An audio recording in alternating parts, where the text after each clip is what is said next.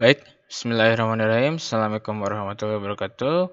Halo semua, jumpa lagi pada video pembelajaran terkait dengan bagaimana kita mempersiapkan eh, sesuatu ketika kita ingin melakukan mapping. Ya, sedangkan pada video ini kita akan membahas terkait dengan referensi yang dibuat oleh Edgar Spencer begitu ya, yang memang ini merupakan video ketiga atau video pada bab ketiga yang tentunya kita bertahap ya dari bab awal sampai bab terakhir untuk membedah buku Practical Guides untuk Geological Mapping dari Spencer begitu. Nah, kita pada video ini kita akan masuk ke dalam bagian ketiga atau ke bab ketiga dengan judul Preparation of Geologic Maps. Jadi apa saja yang teman-teman perlu persiapkan atau perlu lakukan sebelum kita membuat peta geologi begitu ya. Ini hal-hal yang umum nanti akan kita jelaskan di bagian sini. Baik, kita langsung saja. Nah, ini adalah hal yang pertama teman-teman semua. Jadi, tentunya ketika kita berbicara terkait dengan eh, persiapan apa saja yang perlu diperlukan, tentunya kita akan mempunyai beberapa hal, yaitu dari mulai membaca peta, map reading begitu ya, base map dan sebagainya, persiapan, lalu identifikasi batuan, apa saja batuan-batuan yang ditemukan tentunya karena kita berbicara terkait dengan peta geologi yang dimana data utamanya adalah merupakan litologi atau batuan yang ditemukan di lapangan.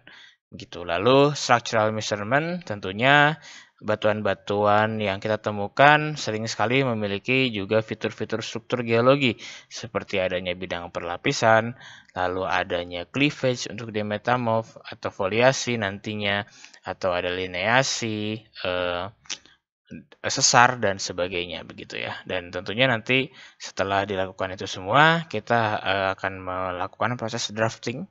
Artinya kita menuliskan hal-hal yang memang sudah kita dapatkan disertai dengan interpretasinya. Nah, tentunya kita akan kita bagi ke dalam prosedur dan methods. Nah, yang tadi saya sampaikan merupakan ada bagian dari prosedur dan bagian dan nanti dijelaskan dengan metodenya seperti apa begitu ya. Nah, di sini tentunya akan menghasilkan GeoGear Maps yang tentunya fungsinya adalah untuk memperkirakan kondisi bawah permukaan. Begitu ya yang pertama. Lalu yang kedua tentunya nanti dengan peta geologi itu kita bisa mengetahui evolusi geologi atau sejarah geologi di suatu daerah.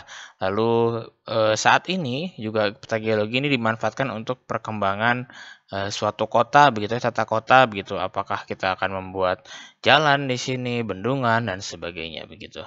Nah, tentunya peta geologi ini merupakan produk yang dikeluarkan oleh seorang geologis gitu ya. Seorang geologis yang tentunya menggunakan data-data yang bisa dikatakan sangat terbatas. Oleh karena itu, dari peta geologi itu merupakan hasil dari interpretasi juga ya. Jadi sudah masuk ke bagian dari interpretasi dari dari data-data yang ada begitu. Nah, ini adalah dan untuk chapter ini kita coba akan menjelaskan terkait dengan prosedur dan metode yang harus digunakan begitu. Baik, berikut merupakan bisa kita katakan ada tahapan-tahapan yang perlu dilakukan. Tentunya teman-teman pertama akan ada preliminary preparation, artinya teman-teman harus mempersiapkan tahapan-tahapan sebelum kita melakukan kegiatan. Nah, nanti kita akan coba jelaskan. Lalu ada reconnaissance survey. Jadi seringkali sebelum kita melakukan pemetaan geologi, kita juga perlu mengunjungi tempat yang akan kita petakan untuk mengambil data-data atau petunjuk bagaimana perizinannya, di mana kita tinggal dan sebagainya. Lalu tentunya kehidangan utamanya yaitu mengambil dan merecord data, lalu nanti kita compile data observasinya dengan peta-peta dasar yang sudah kita buat sebelumnya, lalu menginterpretasi dan jadilah peta geologi begitu. Di sini ada beberapa tahapan yang mungkin teman-teman bisa kembangkan lagi ya sesuai dengan kebutuhan teman-teman masing-masing begitu. At least yang saya dapat adalah dari buku Spencer dan saya sampaikan dari buku yang ada begitu. Nah, oke, kita masuk ke tahapan yang pertama. Ups, sebentar. Oke. Kita masuk ke tahapan pertama, yaitu preliminary preparation. Tentunya teman-teman di sini ada tulisan, ada define map, define the map area, lalu literatur study, dan select a base map. Ini artinya apa? Tentunya teman-teman pada saat persiapan sebelum pemetaan, pastikan teman-teman itu sudah menentukan daerah studinya di mana, begitu ya. Jadi biasanya kita kotakan, kita buat kotak, kita buat boundary-nya begitu ya, untuk membatasi, dan biasanya kita buffer agar kita bisa melihat daerah sekitar atau di samping-sampingnya dari lokasi pemetaan kita, untuk bisa melihat apakah ada hutan misalkan ya, atau adakah kontur yang rapat begitu, atau ada kontur yang landai dan sebagainya. Setelah itu, kita juga bisa mengumpulkan segala informasi dan referensi yang berkaitan dengan daerah dan topik Anda. Artinya teman-teman perlu melakukan studi literatur. Paling mudah adalah teman-teman melihat peta geologi regional yang di kafling kalian, yang masuk ke dalam kafling kalian begitu ya. Di situ ada formasi apa begitu, silakan dibaca teman-teman, dan itu bisa jadi guide teman-teman semua, ataupun kondisi struktur geologi yang hadir di daerah tersebut seperti apa. Nah, itu yang kedua. Lalu tahapan selanjutnya, teman-teman dari base map yang sudah dibuat atau sudah kita bahas sebelumnya, juga biasanya digambarkan dengan peta topografi atau perpaduan antara foto udara dengan foto topografi. Nah, semasa dulu ya, sebelum kita di era internet yang super cepat seperti ini ya, dengan smartphone yang sangat canggih begitu, biasanya base map ini hanya dari peta topografi saja. Ada kontur, jalan, sungai begitu. Kadang disertai dengan pemukiman agar kita tahu di situ ada rumah-rumah warga begitu ya, kalau misalkan skalanya cukup besar begitu ya. Dan saat ini bahkan kita bisa saja memprint atau menambahkan fitur-fitur yang ada di foto udara. Jadi kita mungkin nanti bisa melihat kupasannya, melihat daerahnya kondisi seperti apa, apakah rimbun, apakah terbuka, dan sebagainya. Dan tentunya itu yang ketiga. Serta yang terakhir adalah semakin kecil skala tentunya harus semakin detail atau rinci fitur-fitur yang dimuat dalam base map. Artinya kita harus memuat fitur-fitur yang tergantung dengan skalanya. Ini sudah dibahas ya di pertemuan sebelumnya. Jadi bisa kita rincikan sesuai dengan seberapa besar skala yang ingin kita amati. Nah, itu untuk preliminary preparation. Dan juga untuk recognition survey-nya, tentunya apa yang perlu dilakukan. Jadi biasanya ketika sudah kita mengkotakan, kita sudah tahu kalau di Indonesia mungkin ada kecamatannya di mana, kabupatennya di mana, pekonnya mungkin di mana kalau di Lampung, atau desanya seperti apa begitu ya. Nah, dari situ kita mungkin bisa kunjungi daerah tersebut untuk meminta izin, atau setidaknya kita pengen tahu prosedur perizinannya seperti apa begitu ya, untuk melakukan pemetaan dari sini yang tentunya berhubungan dengan kepala daerah di sekitar sana. Lalu juga bagaimana tingkat keamanannya, apakah kita memungkinkan tidak di sana. Jadi kita juga perlu menghargai daerah-daerah tersebut, karena memang mungkin ada beberapa daerah yang di sini daerahnya sakral, di sini daerahnya tidak bisa dikunjungi, tidak boleh dikunjungi, tidak boleh dimasukkan oleh orang asing. Nah, itu perlu kita hormati sebenarnya ya, hal-hal tersebut begitu. Kalau memang daerah tersebut adalah haknya mereka begitu.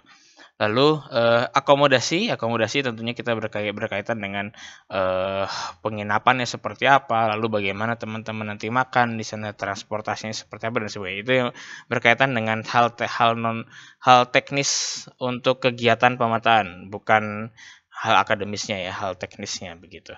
Nah, itu bagian dari recognition survey. Oke, lalu selanjutnya kita akan masuk ke bagian collecting and recording. Tentunya ketika kita berbicara, ini sudah masuk ini ya. Oke, collecting and recording. Tentunya ini ada decide collect data location. Artinya teman-teman tentunya sebelum melakukan ini, terlebih tepatnya teman-teman harus menentukan di mana teman-teman memperkirakan lokasi data yang bisa diambil. Lalu yang kedua adalah teman-teman membuat lintasan ya, ataupun tracing kontak. Nanti ketika temu kontak batuan, teman-teman harus men-trace tuh kontak-kontaknya seperti apa. Lalu jangan lupa teman-teman harus bisa mendeterminasi lokasi atau menentukan lokasi teman-teman. Jangan sampai teman-teman datang di sungai, lalu ambil data. Nah, di situ nggak tahu lokasinya seperti apa gitu, di mana lokasinya. Nah, sekarang sih lebih mudah ya karena kita memiliki teknologi berupa GPS begitu, baik di handphone ada maupun di device yang khusus untuk menentukan lokasi. Lalu record observation, artinya teman-teman juga data pengamatannya tentunya harus direkam gitu dan dicatat terkait dengan jenis batuannya, sketsa singkapannya, apa fitur-fitur geologi yang ditemukan, tentunya juga pengukuran struktur gitu ya. Itu untuk collecting and recording. Lalu nanti ada compile observation, interpretation, dan preparation the final map. Tadi saya sudah sempat jelaskan. Nanti mungkin kita akan keluarkan lagi di bagian-bagian akhir begitu. Oke, nah di sini tentunya teman-teman perlu menentukan di mana Anda akan mengambil data, dan ini saya ngambil quotes dari Spencer. Your primary objective are identify and locate contacts between the rock units. Nah, jangan lupa teman-teman, sebagai geologis, teman-teman tentunya harus harus bergerak berdasarkan goals-nya begitu ya. Nah, goals-nya adalah kita kan menentukan kontak antara satuan batuan. Nah, tentunya teman-teman harus peka dalam hal itu begitu. Oke, nah di sini saya coba inikan lagi saya coba bagi 3 lagi. Nanti ada traverse. Nah, traverses itu adalah lintasan. Bagaimana kita menentukan lintasan? Nah, kita bisa menentukan lintasan jalan, sepanjang sungai, sepanjang lembah, sepanjang lereng, ataupun nanti ada kontak ya, sepanjang kontak, dan juga nanti kita bisa dibantu dengan pemetaan menggunakan drone ketika ada lokasi-lokasi yang tidak bisa dijamahi oleh kita begitu, atau sekedar kita mau melihat gambaran umum begitu ya. Nah, itu untuk traverses, sedangkan untuk menentukan lokasi, kita mengenal istilah resection. Ini sangat umum sekali ya, familiar sekali yang ada di militer. Mungkin sebagian teman-teman yang tingkat akhir seharusnya sudah tahu ada resection. Section itu nanti ada back azimuth dan ada azimuth begitu ya, yang menentukan kompas tembak begitu ya. Lalu kalau dari GPS kita tahu semua GPS berupa device, dan kalau misalkan di handphone mungkin sekarang aplikasi kekinian ada yang kita sebut sebagai Avenza begitu ya. Saya menyebut merek, nggak apa-apa lah. Lalu ada measuring distance, artinya gini.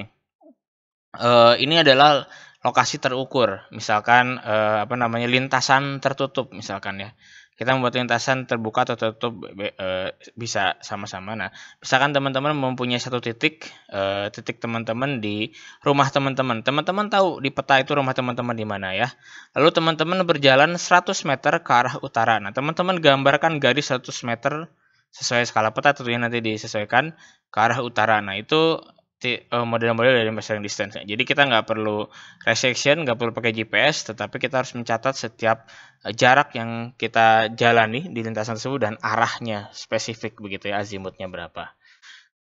Oke, seperti itu untuk menentukan lokasi, dan juga nanti ada record observation. Kita akan menggunakan field book atau buku lapangan. Akan ada deskripsi batuan, ada pengukuran penampang stratigrafi, dan pengukuran struktur geologi begitu. Nah, tahapan-tahapan ini nanti akan coba saya jelaskan di video pembelajaran selanjutnya agar tidak terlalu panjang begitu ya. Terima kasih atas perhatiannya teman-teman semua. Jadi kita akan jumpa lagi di video selanjutnya. Terima kasih. Assalamualaikum warahmatullahi wabarakatuh.